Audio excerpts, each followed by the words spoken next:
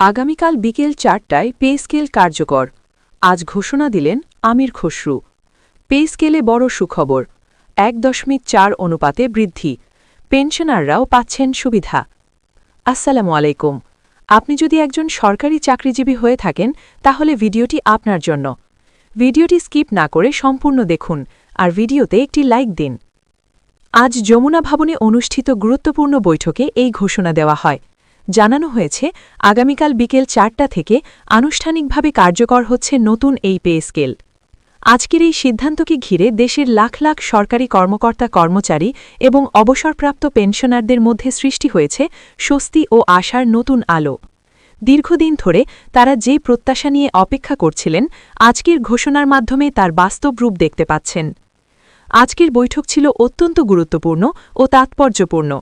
যমুনা ভবনের এই বৈঠকে উপস্থিত ছিলেন তারেক রহমান এবং অর্থনৈতিক নীতি নির্ধারণে গুরুত্বপূর্ণ ভূমিকা রাখা আমির খসরু।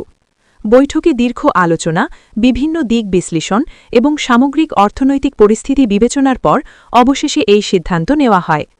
ঘোষণায় বলা হয়েছে নবম পে স্কেল ১.৪ অনুপাতে বাস্তবায়ন করা হবে, অর্থাৎ বর্তমান বেতন কাঠামোর তুলনায় একটি উল্লেখযোগ্য বৃদ্ধি পাচ্ছেন সরকারি কর্মচারীরা।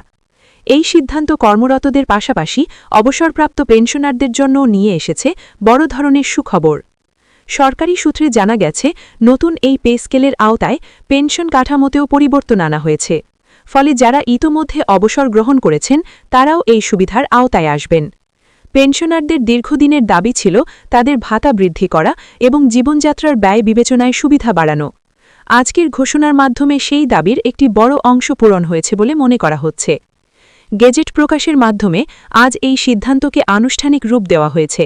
এর ফলে আর কোনো অনিশ্চয়তা থাকছে না এবং এটি বাস্তবায়নের পথে সব ধরনের বাধা দূর হয়েছে।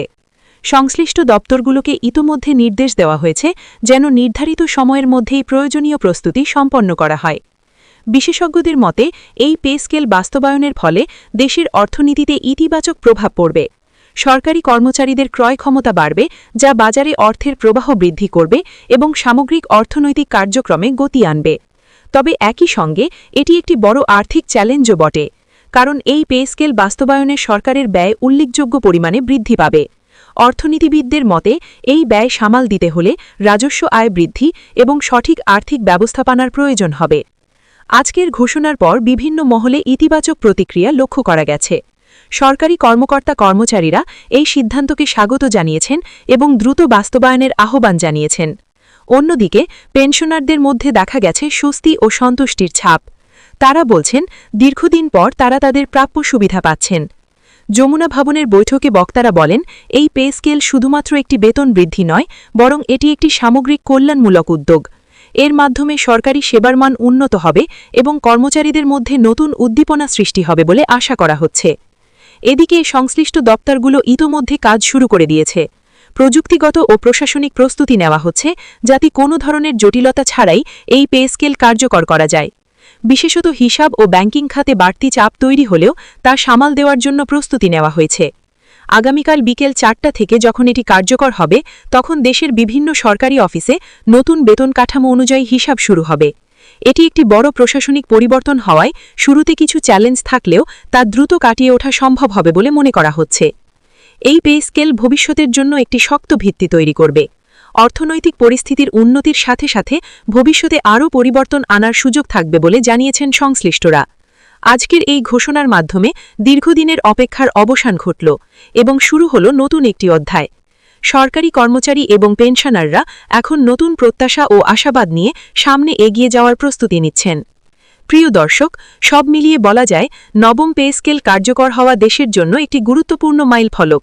এটি যেমন অর্থনৈতিকভাবে গুরুত্বপূর্ণ, তেমনি সামাজিক দিক থেকেও এর প্রভাব অনেক বড়। এখন সবার দৃষ্টি আগামীকাল বিকেল ৪টার দিকে, যখন আনুষ্ঠানিকভাবে কার্যকর হবে এই বহুল প্রতীক্ষিত পে স্কেল। শেষে আবারও মূল বিষয়গুলো সংক্ষেপে। আজ ঘোষণা, গেজেট প্রকাশ সম্পন্ন। ১.৪ অনুপাতে বেতন বৃদ্ধি, পেনশনারদের জন্য বিশেষ সুবিধা এবং আগামীকাল বিকেল ৪টা থেকে কার্যকর।